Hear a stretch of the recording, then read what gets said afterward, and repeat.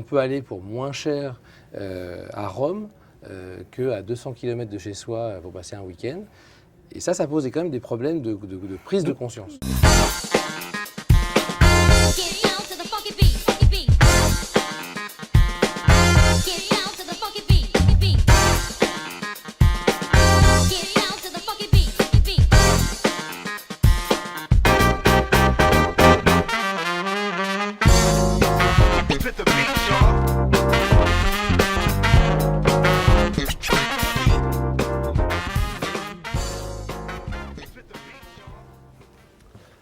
Bonjour Charles Kabilik. Bonjour Philippe.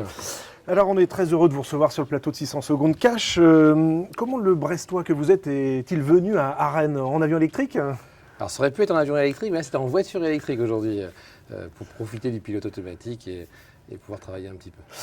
En tant qu'entrepreneur breton, donc vous êtes dirigeant du groupe WCube. Vous avez de multiples casquettes, on le verra tout à l'heure. Mais votre dada depuis quelques années, c'est l'avion. C'est pour ça que j'en parlais. Vous avez d'abord créé OpenFly en 2017, plateforme web permettant à des propriétaires d'avions privés de les louer. Puis en 2020, vous avez racheté la compagnie Finistère qui relie Brest à Ouessant.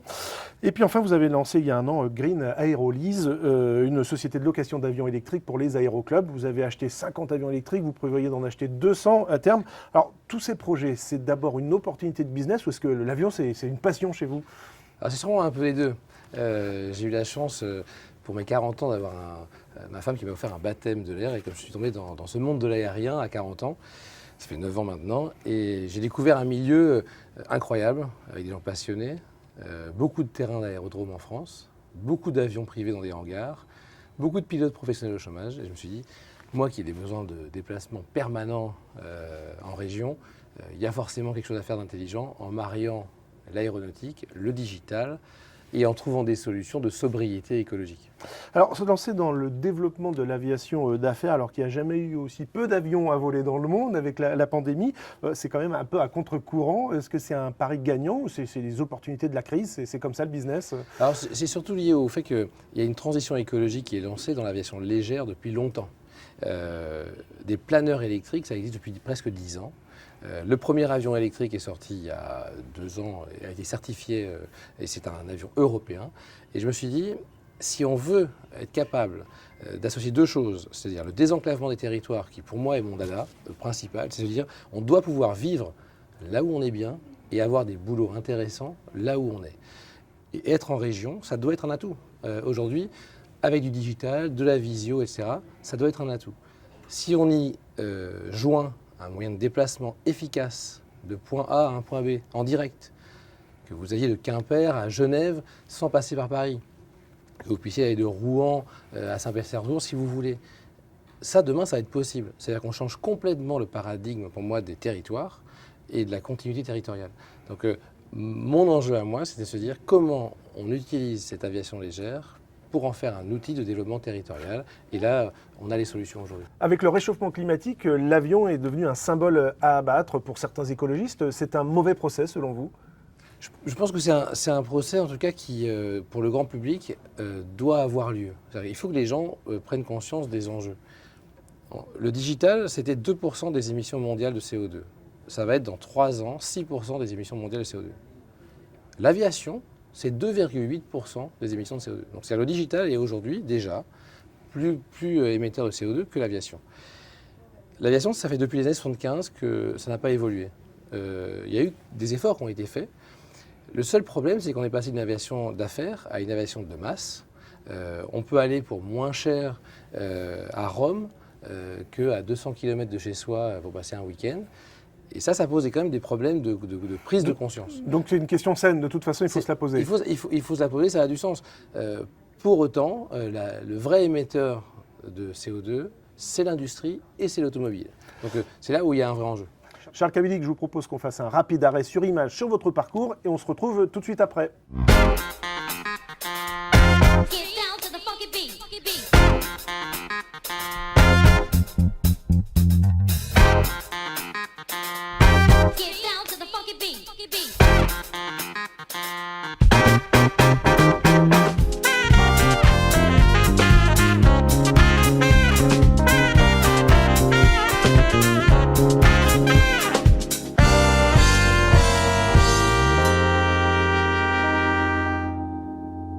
Kabilik, on vient de le voir, difficile de résumer votre parcours en quelques secondes.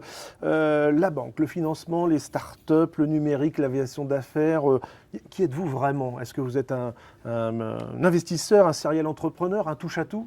Alors, je suis plutôt un serial entrepreneur. À la base, ma première activité, j'ai créé à 14 ans. Je créais des jeux vidéo quand j'avais 14 ans. Donc ça, c'est ce qui m'anime, c'est créer, c'est développer et innover. Et donc tout ce que je fais aujourd'hui est tourné autour de ça. Et avec un fil conducteur qui est de se dire, il faut que ça serve à mon territoire. Sachant qu'on est tous nés quelque part. Donc ce qui sert pour la Bretagne servira sans doute pour les autres régions aussi, puisque les projets qu'on fait aujourd'hui sont globaux. Quand on lance OpenFly, c'est un projet européen. Mais pour chaque région, ça va avoir une valeur ajoutée. Vous êtes très présent dans le numérique. Vous avez notamment créé avec Ronan Lemoyle et Sébastien Lecorfec la West Web Valley. Il y a aussi le fonds Épopée Gestion avec un volet digital très important.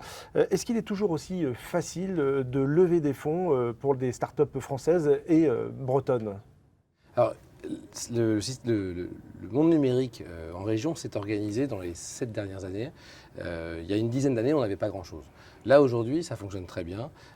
Grâce à la West Valley, par exemple, on a réussi à fédérer l'écosystème et à montrer qu'en région, on peut créer des success stories et on peut les financer et créer l'emploi en local. Avant, les startups avaient tendance à se délocaliser à Paris pour pouvoir grandir. Donc ce pari-là, il est réussi. Il y a de belles réussites à Rennes, de belles réussites à Nantes, de belles réussites à Brest et partout sur le territoire. Et nous, notre ambition, c'est de flécher de l'argent qui ne venait pas en région naturellement sur des gros acteurs institutionnels pour qu'on investisse dans les territoires et qu'on donne plus en plus de ressources, à la fois aux startups, mais aussi aux entreprises, parce que les entreprises ont besoin de capitaux pour se transformer. Transformation digitale, transformation écologique, transformation sociétale, il y a besoin de faire du build-up, c'est-à-dire des rachats. Donc tout ça, ça nécessite de l'argent et on apporte, avec Épopée Gestion, plus de 300 millions déjà d'argent en même pas un an. Alors certains fustigent ces levées de fonds à tout va, un peu à l'américaine, où le business s'appuie plus sur la capacité du chef d'entreprise à vendre du rêve, plus qu'à générer du chiffre d'affaires sonnant et trébuchant. On l'a vu avec l'affaire Elizabeth Holmes, là, en ce moment, et Theranos aux États-Unis. Ça se passe comme ça aussi en France? Alors ça se passe pas vraiment comme ça en France parce que d'abord on cherche moins à faire des licornes, des sociétés globales comme les États-Unis. Et puis ça se passe moins aussi parce qu'en région, les gens ont quand même beaucoup plus épis sur terre. Les valorisations des entreprises sont plus modestes, sont plus acceptables. Et les marchés adressés sont aussi plus concrets. On n'est pas en train de faire un projet pour aller sur la Lune, on est en train de faire des projets très opérationnels. Donc ça permet d'avoir une thèse d'investissement et puis des entreprises qui ont un vrai impact sur leur territoire, qui créent vraiment de l'emploi, parce que le digital n'a pas toujours créé de l'emploi, mais en région, ça crée de l'emploi, et avec une vraie valeur ajoutée qui crée non seulement des emplois, mais des emplois qui permettent à des familles formées, à des écoles, à un écosystème complet de se développer parce que les gens consomment en local et vont créer leur famille ici. Alors Charles Kabilik, on a toujours une tradition dans cette émission pour la dernière partie. Il y a toujours une petite surprise pour nos invités. Alors évidemment, je ne vais pas déroger à la règle. La voici. Voilà un petit cadeau. Mais avant de vous le remettre, je vous propose qu'on fasse une petite pause et on se retrouve tout de suite après la Minute Orange.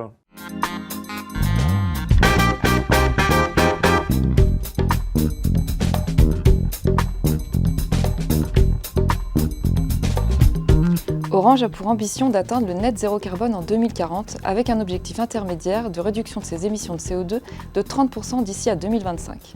Le transport, qu'il s'agisse de nos déplacements internes ou des déplacements des salariés pour venir sur leur lieu de travail, représente 35% de ces émissions. L'enjeu pour Orange est donc d'amener ses salariés à s'interroger sur leur mobilité et ensuite de les accompagner dans leur transition vers des déplacements plus propres. Pour réduire notre empreinte lors des déplacements professionnels de nos salariés, nous nous attachons à déployer un parc de véhicules électrifiés tout en réduisant notre flotte de véhicules. Nous avons également mis en place une charte de déplacement qui vise par exemple à prioriser les déplacements en train pour les trajets inférieurs à 2h30. Nous facilitons également le recours au télétravail lorsque cela est possible et incitons à la collaboration à distance grâce à un large panel d'outils digitaux. Pour Pour les trajets domicile-travail, nous avons mis en place un forfait mobilité qui permet, via un ensemble de mesures, notamment financières, de favoriser l'usage des modes de transport propres, alternatifs à la voiture en solo, qui représentent aujourd'hui 70% des déplacements pour se rendre au travail. Ces mesures sont par exemple la création d'un forfait journalier de 3 € par jour pour les salariés qui pratiquent le covoiturage ou utilisent leur vélo personnel.